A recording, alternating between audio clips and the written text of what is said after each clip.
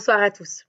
Lorsque nous avons créé les Jeudis de l'Institut, l'idée était aussi d'ouvrir ces événements aux associations et structures finlandaises en lien avec la France et la francophonie pour leur permettre d'avoir aussi une plateforme d'échange avec vous.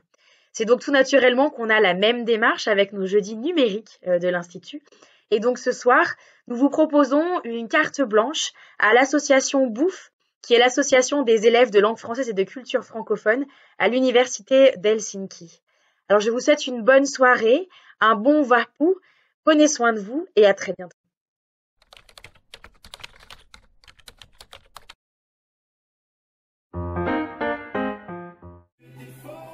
Bonjour à tout le monde. Alors, on va faire ça en français au début.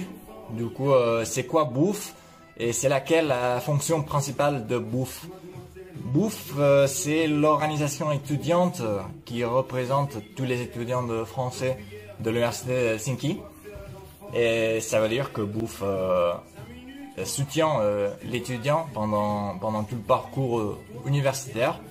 Et puis bouffe, bien évidemment, organise aussi des événements et des activités de loisirs pour l'étudiant.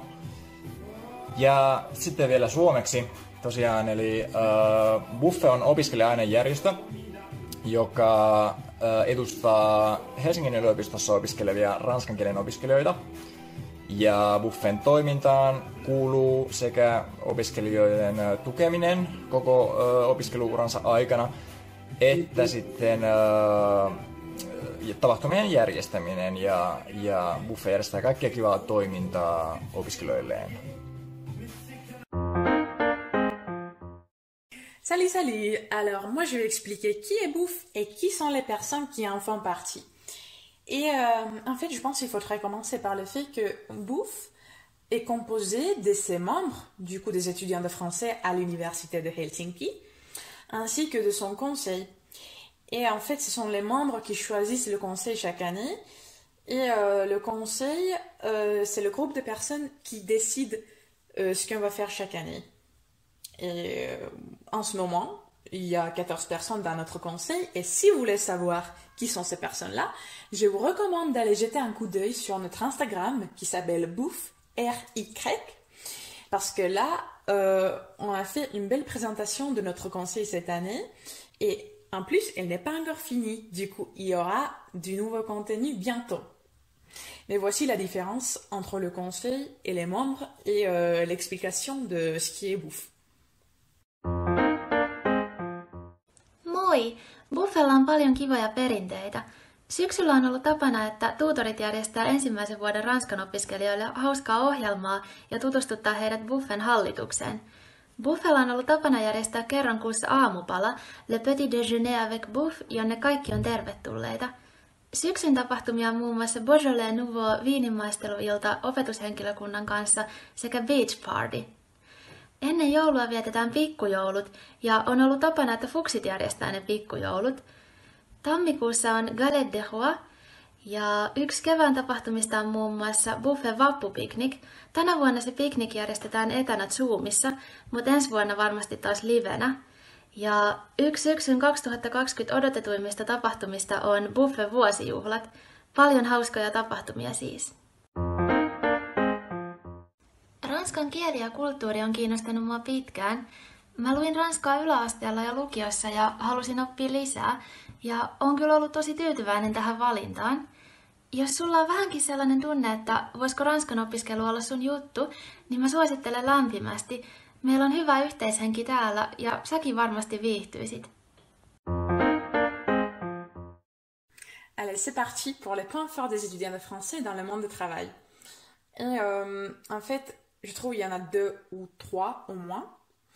Et le premier, c'est bien sûr notre niveau de français parce que ça nous permet de parler de n'importe quel sujet et de nous sentir à l'aise. Et je trouve qu'en Finlande, c'est quelque chose d'assez exceptionnel. Mais notre deuxième point, je trouve que ce sont les connaissances culturelles qu'on a. Parce qu'à la faculté, on n'étudie pas seulement la langue, mais on s'intéresse aussi à la culture et à l'histoire des pays francophones. Et dans la pratique, ça fait qu'une fois qu'on se met en contact avec des personnes qui viennent de ce pays-là, on sait déjà un peu ce qui se fait pas, quelles sont les valeurs importantes, ce qui est actuel pour ces personnes. Et ça permet de faciliter la communication et de créer des liens un peu plus profonds. Et notre troisième atout, notre troisième point fort, c'est probablement la capacité de rédiger des textes en français et en finnois, connaître les traits caractéristiques, mais aussi savoir vite repérer ce qui est important dans un texte. Parce que, bien sûr, on travaille avec la littérature, on fait des synthèses, on travaille dans plusieurs langues. Du coup, c'est quelque chose d'assez important dans un monde où il y a de plus en plus de textes.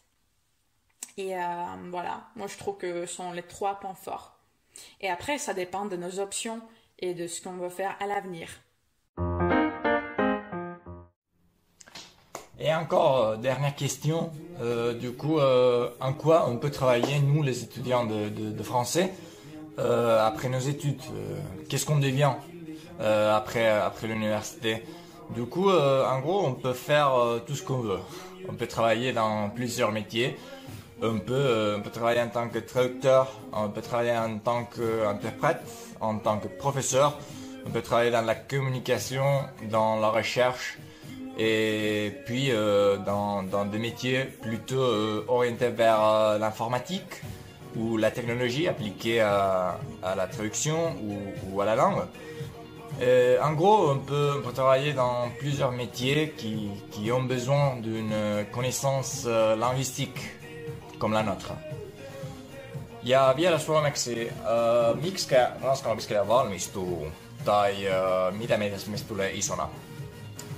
Me voidaan oikeastaan työllistyä aika monellakin alalla. Voidaan saada töitä opettajina, voidaan saada töitä tulkkeina, kääntäjinä, tutkijoina, myöskin viestinnän kentällä hyvin moninaisissa töissä. Voidaan myös saada töitä kieliteknologiaa tai käännösteknologiaan liittyvistä paikoista. Ja voidaan saada siis hyvin monista jopa odottamattomistakin paikoista, jotka jollakin tavalla liittyy kieleen tai missä tarvitaan kieliosaamista ja kieliasiantuntijuutta.